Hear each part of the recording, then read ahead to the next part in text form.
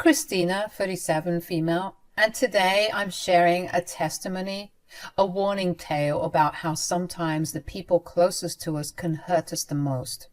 Not too long ago, I was living a sweet life, loving wife, doting mom, you know the drill. Enoch, my husband, was the kind of man who built and moved mountains for us. We were on top of the world, living in our own little empire of estates. Life was good for all of us. But as they say, sometimes life throws you curveballs. This was less of a curveball and more of a wrecking ball, though, because none of us were expecting this. When I was 30 and Enoch was 33, the big C word knocked on our door. Cancer. Leukemia, to be precise. It hit Enoch like a freight train, and our whole world shattered. The man who built mountains for us was now facing one he couldn't conquer. See, Enoch was a workaholic, always pushing himself to provide for his family. Although I told him to slow it down, he would never listen. It wasn't in his nature to be stagnant or still. He was always coming up with the next business venture or product to sell. I gotta keep going, Christina. You're just like that man from that musical. Hamilton? Yes, him. Didn't he work himself to death or something? He got shot, babe. Okay, but he was working non-stop, right? I don't want you to end up like that. Don't worry, darling. Everything will work out for us. Yeah? That conversation isn't so funny looking back at it now. Little did we know that his relentless pursuit of greatness would weaken his defenses, leaving him vulnerable to something as sinister as leukemia. The news hit us like a ton of bricks, and we were left grappling with the harsh reality. Now, the average life expectancy after a leukemia diagnosis is a mere 5 years. Every tick of the clock felt like a countdown, urging us to cherish every precious moment we had left. Our daughters and I became experts in the art of making the most out of every laugh, every shared meal, every stolen moment of joy, all to shield Enoch from the stress that could further stress him out. We built so much love around him, determined to face this battle together. Now, despite the storm brewing within the family, we did our darndest to keep our spirits high. Enoch, bless his soul, became our guiding light. Even as he endured the harsh treatments, it was he, the one battling the illness, who could brighten our days. His laughter echoed through the house, a reminder that love and joy could thrive even in the darkest of times. Nights were our sanctuary. When the world outside our windows was silent, Enoch and I would crawl into bed, seeking solace in each other's company. We'd talk the night away, reminiscing about the old times, the moments that shaped us into the family we were. It was during these conversations that I learned the true strength of a loving partnership, and I will forever be grateful for those nights. We'd share dreams, whisper hopes, and laugh about the quirks that made our love story uniquely ours. Enoch's resilience was a shining light, guiding us through this really dark period of our lives. As the years rolled on, Enoch's health didn't show any signs of improvement. The resilient man who'd brought laughter into our lives now faced the brutal reality of a body that refused to heal. Yet he was still clinging to that same happy-go-lucky spirit that had defined him all along. His smile, though strained, persisted like a flame in the wind. Inevitably, the time came when Enoch had to be in full-time intensive care. His laughter, once the song that filled our home, was replaced by the cold hum of medical equipment. Enoch lay on what seemed like his deathbed, a stark contrast to the man who'd once been the vibrant heart of our family. The atmosphere was heavy with the grim acknowledgement of the inevitable. His once lively eyes now held a deep sadness, a reflection of the pain that engulfed him. It was crushing to witness, and the laughter that used to echo through our home was now replaced by an eerie silence. Enoch, who had always been the one to offer comfort, found himself in need of all the help he could get. His voice, once a source of joy, had become a rare occurrence. In those precious moments when words escaped his lips, he spoke to me, sharing the sweetest sentiments. In the middle of the suffering and the silence, he'd say, "Christina, you've been my strength, my reason to smile even in the darkest hours. Our love has been my anchor, the only reason I've managed to last 7 more years with you, and I'm grateful for every shared laugh and whispered dream. You and the girls are my greatest blessings. I love you with all my heart." I would bawl my eyes out every day. There is nothing that compares to the pain of knowing that you're losing someone right in front of you. I don't think I'll ever heal from this. Enoch, the man who had faced the world with unwavering strength, now faced his own mortality. Enoch died on a Sunday morning while the kids and I were attending Mass. He had lived to be 40 and had spent his 40th birthday tied up to machines and tubes and slowly losing his life. No way to celebrate a birthday. The man who had been our rock, our source of laughter and strength, was gone. I was left wondering, how would life go on without Enoch's laughter echoing through the halls of our home? I just couldn't fathom the idea of navigating this world without the love of my life by my side. I still can't. Patricia, Enoch's mother, arrived at the hospital to find her son dead. The sight was agonizing, a mother's worst nightmare realized, I'm sure. In the middle of this heart-wrenching scene, I reached out to comfort my grieving mother-in-law, but what happened next shocked everyone in the room. Patricia violently pushed me out of the way. For a second, I thought it was just the grief consuming her, but then she said, "Get away from me! This is all your fault!" What? My fault? I knew that this wasn't going anywhere good, so I said, "Girls, go outside for a moment." The girls hesitated, but, sensing our need for privacy, left the room, leaving me alone to face the unexpected storm. "What's going on, Patricia?" "This is all your fault. Enoch worked himself into an early grave, always trying to provide for you and those greedy kids of yours. I've always hated you. You've taken the one thing that I loved in this life. I will never forgive you for this." "Patricia, I know that this is a lot. I'm sorry. Did one of your girls die today?" No." "Then how could you possibly know what I'm going through?" "I think we all need to take a deep breath and just—" "No, I think that you need to leave. You and your vermin have no right being here. Get out, all of you." "I'm not leaving. The girls and I aren't done saying our goodbyes." "No, you have to go now." To say I was shocked would be an understatement. I didn't know why Patricia was attacking me like this. I know that grief makes people react in crazy ways, but I was never expecting anything like this. I felt kind of silly for telling the girls to go out. I'm pretty sure they heard everything. Patricia's yelling escalated, and I'm sure the whole hospital could hear her at that point. Concerned hospital attendants warned that if she didn't calm down, security would be called to escort her out. But Patricia, lost in her own anger, refused to listen to the warnings. Security guards arrived shortly after, firm and composed, attempting to guide Patricia out of the hospital. As she was being escorted out, she was yelling and screaming, cursing out all of us, including her own grandchildren, and humiliating us in front of everyone. After Patricia's dramatic exit from the hospital, I was left standing there, completely dumbfounded. I was filled with confusion and sadness. How did a moment of grief and mourning turn into a raging blame game?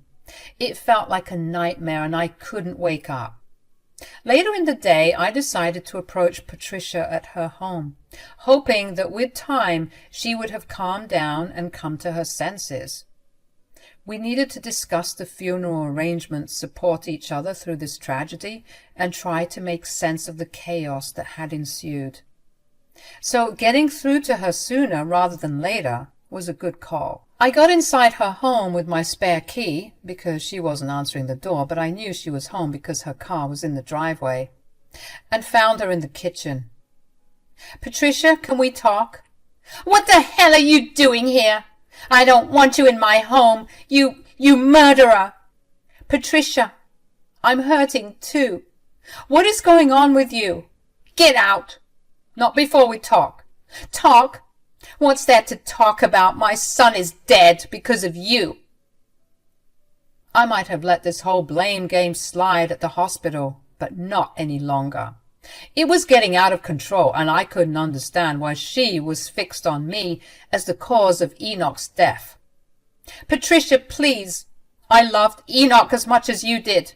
Blaming me won't bring him back. We need to support each other through this, not tear each other apart. I know you're hurting. Let me get you some tea and we can start to talk about the funeral." "I don't want you at the funeral." I couldn't believe what I was hearing. My heart ached with grief for Enoch, and now I had to endure this crap from his own mother, like going through all of this wasn't enough. "Why do you keep saying that? What do you mean?" "I mean exactly that. You were not allowed to come to the funeral because you are the reason for his death. Now get the hell out of my house." After this big fight with Patricia, first at the hospital and now in her home, I felt like crap. Grief was already hitting hard, and now I had to deal with my mother-in-law accusing me of something I didn't do. I drove home in total silence, my mind all over the place. When I got back home, I put on a fake happy face for my daughters and said everything was cool. But inside, I was actually scared. I just didn't get why Patricia was treating me like garbage all of a sudden, and I had no clue what she'd pull next. The next morning, I woke up to a message in the family group chat. Patricia officially banned me from the funeral, as well as said that the funeral would be happening on the weekend.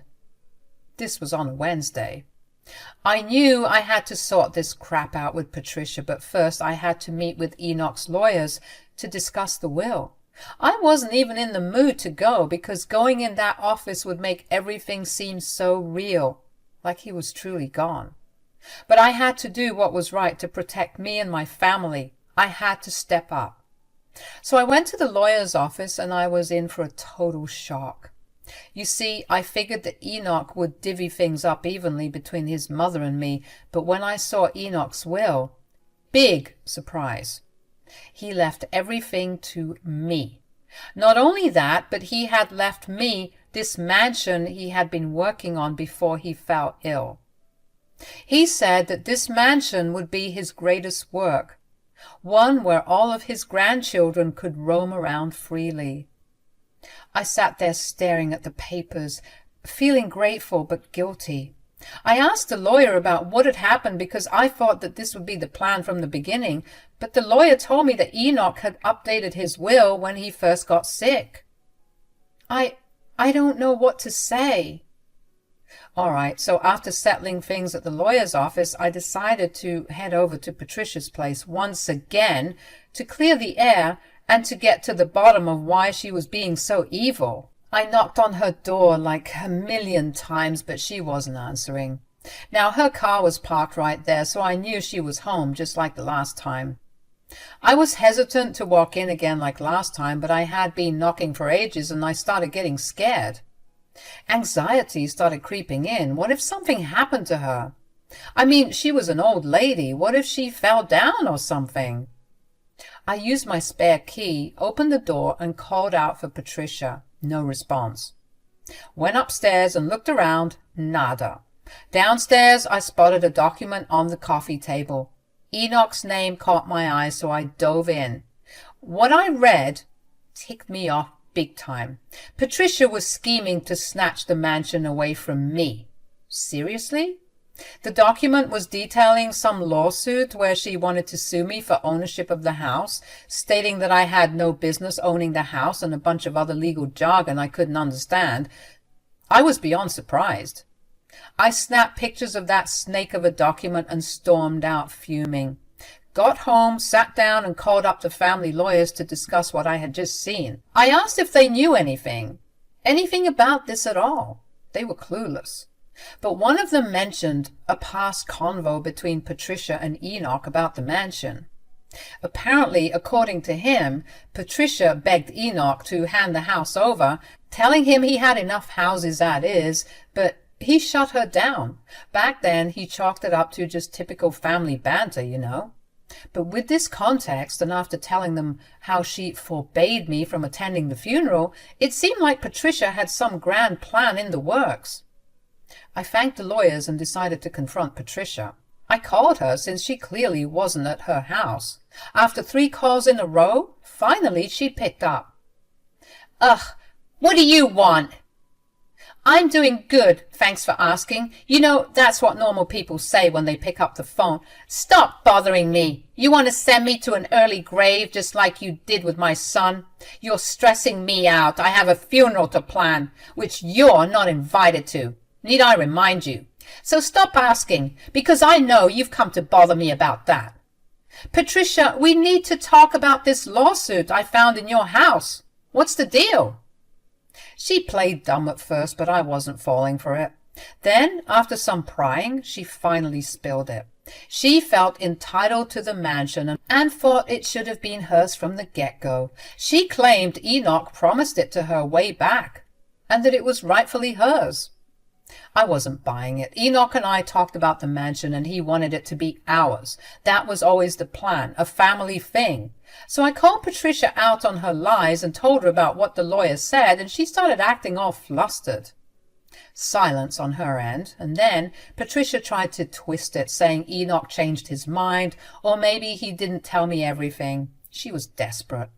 I shot back and told her that this wasn't going to fly and that Enoch's wish was for us to have the mansion together. Patricia got defensive, accusing me of greed and emphasizing that I didn't deserve the house because I was the reason Enoch died. I hung up. There was no point arguing with someone who was not even in the same reality. And I realized the truth at that moment.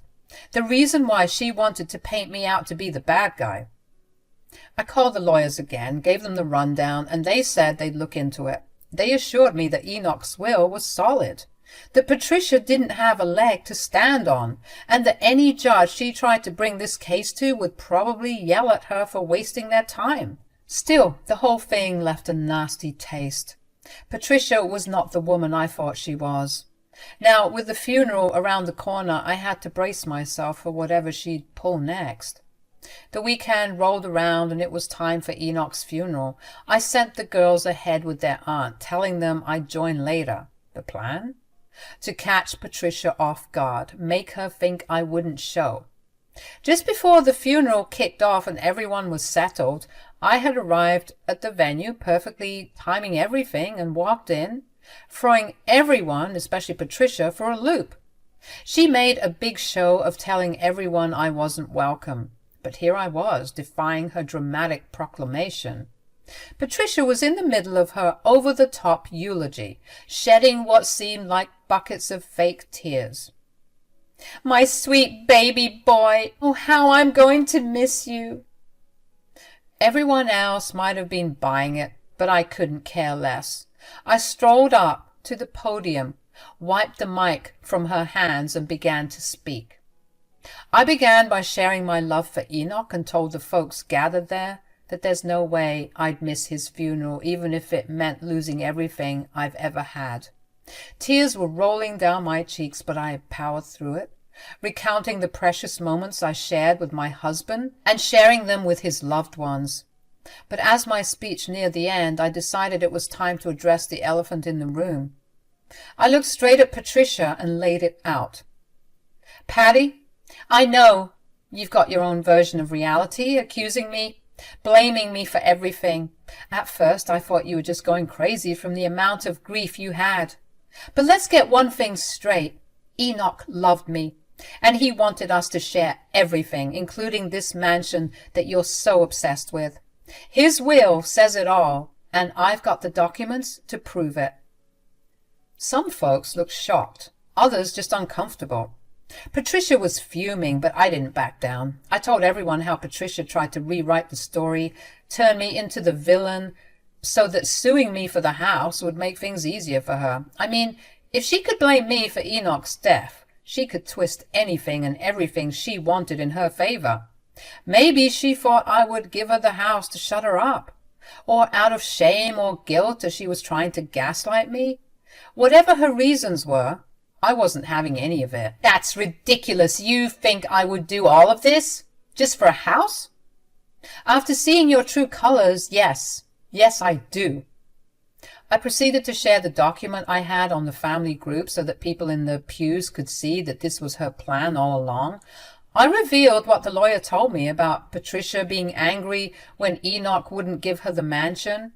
People in the crowd began murmuring in disappointment, with some of Christina's siblings scolding her for what she was doing. This is when she started to crumble, making excuses and saying that she was just upset because she wanted at least something left behind for her in the will. So that's all you were worried about? The stuff? Not the fact that your own son died a terrible death? No, that's not it. At all. Then why are you trying to pin the blame on me, huh? Why do you insist on suing me for the house? Because, save it, Patty. Everyone can now see who you truly are. I'm just glad that Enoch isn't here to see it. It would completely crush him. I finished my speech, handed the mic back like the boss I am, and walked to where my daughters were sitting and hugged them. I could feel Patricia's angry glare burning holes in my back, but I didn't let it get to me. She looked more embarrassed than anything, and I was glad that she was feeling that way because how she treated me was awful. Enoch deserved better, and I was going to make sure his memory was respected, no matter what Patricia threw my way. Naturally, after laying it all out for Patricia, the funeral proceeded with a thick layer of awkwardness and tension. The pastor took over, sharing some Bible verses and trying to bring back the somber mood. But after my little speech, it was clear things wouldn't be the same, and I got the people talking. After the burial and service, it was time to meet at Patricia's house so people could get some refreshments and continue to mourn. I was about to take my girls with me and go back to our home, since we clearly weren't welcomed after that debacle, but something strange happened. I noticed a bunch of people coming up to me. They asked if we could continue the memorial at my home instead of Patricia's. Apparently my words resonated with them, and some even shared stories about sour encounters with Patricia, saying her antics were shocking but unfortunately not surprising. They apologized for Patricia's behavior, expressing their support for me and the kids. Patricia finally noticed people rallying to my side and got furious. She tried to redirect them to her house, but they weren't having it. My friends and family decided they'd rather be at my place. Patricia stormed off, feeling defeated and embarrassed, I'm sure. And honestly, I couldn't have cared less. This was about Enoch and honoring his memory, not about Patricia's ego trip. At my house, we continued the memorial. People shared stories, laughed, and cried. It was a beautiful mess of emotions, but it felt right. Patricia's attempt to control the narrative had failed, and the truth was out there for everyone to see. I couldn't help but feel grateful for the support from those who believed me. Patricia's bitterness might have cast a dark shadow, but the love and memories we shared with Enoch came out strong in the end. And in a strange way, it felt like Enoch was with us, guiding us through the storm his mother had tried to create. As for Patricia, she's kind of unofficially shunned from the family. She's tried reaching out to some of the family members to get some sympathy, but all they've done is report it to me and leave her on read. So that's my story, folks. Let me know what you think about it. Do you think I should reach out to her? Do you think that she deserves a second chance? Thanks for listening to my story, you all.